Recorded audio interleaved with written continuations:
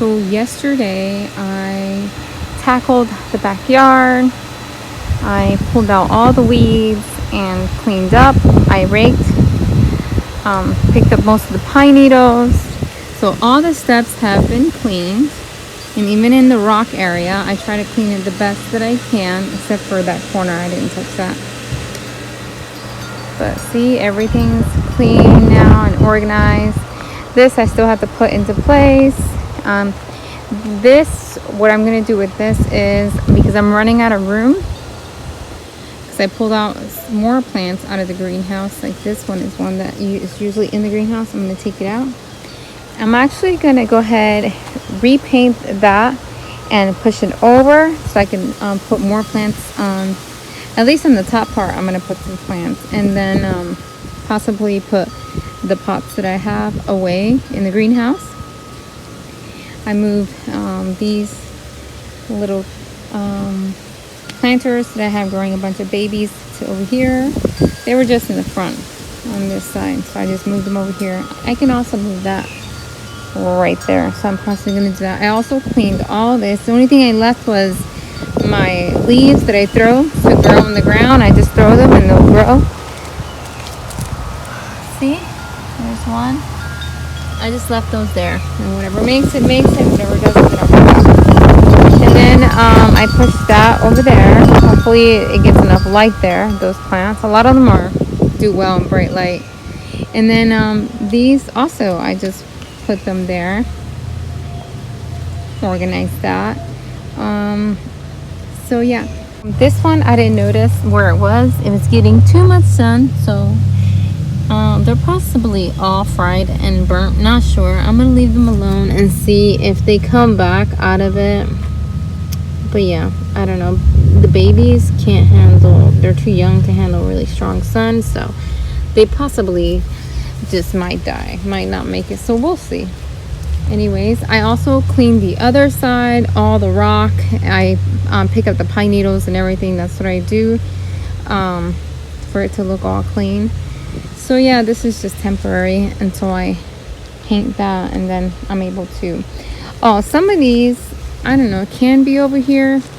I'm still debating to put a shade cloth over this, because it does get afternoon sun. But I'm not sure yet if I want another shade cloth over here. So many shade cloth everywhere. So we'll see. I need to make arrangement with these, and also, I don't know, put them together, clean them up.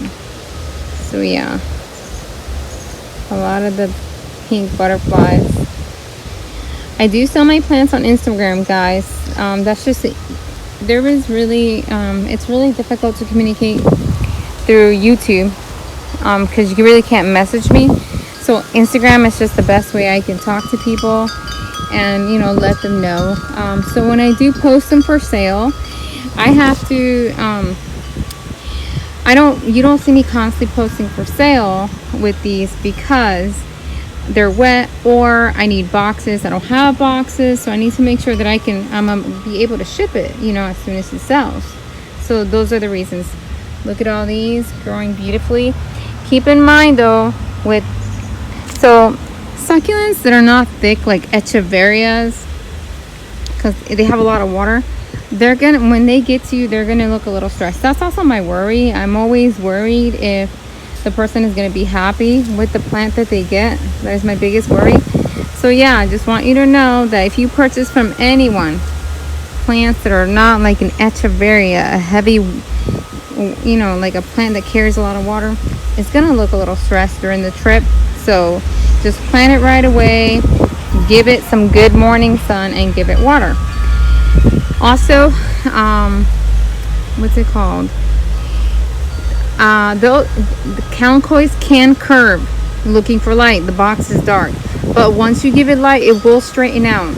I already explained that with some of when I've had plants fall over, they curve looking for the light, but they do straighten themselves out. So just know that as well. So I just want to give you that tip on that. But yeah, everything else is looking pretty clean. I have pots there that I need to wash.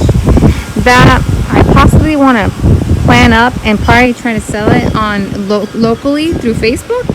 I'm trying to see how it comes out though. It has to be like really pretty for me to want to sell it. So yeah, I would have to paint it as well. So we'll see.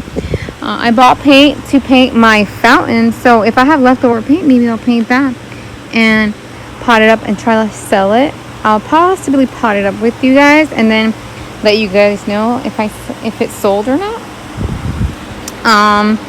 This is looking, at least in my opinion, really pretty. I just need to find a planter. It does look like it needs some water. It looks a little sad. So yeah, I'm gonna possibly water it. That's the good thing about being next to the rain barrel. If I see it, I'll probably water it right away. But it has been flowering a lot. It's so pretty.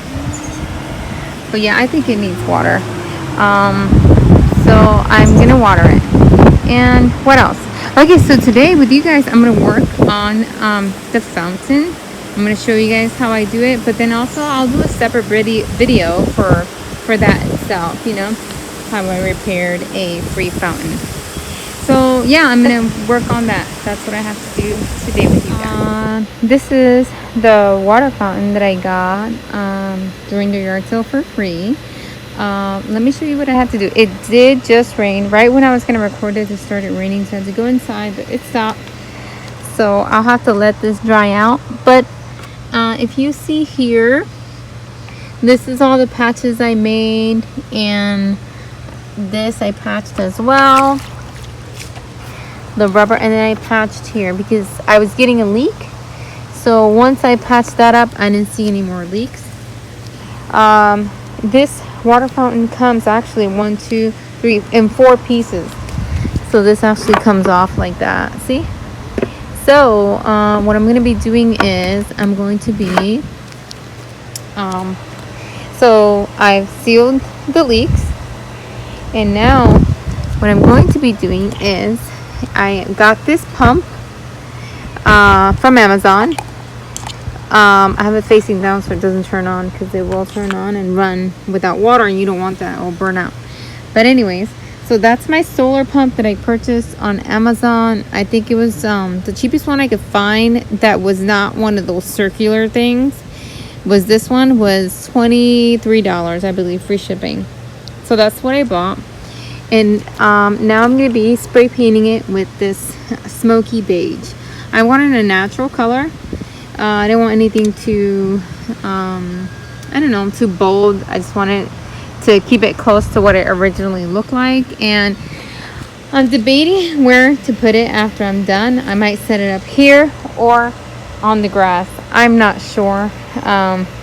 But I do like a water feature. I think it's so pretty and relaxing. So I'm excited to do this and showing you guys how I repaired this fountain.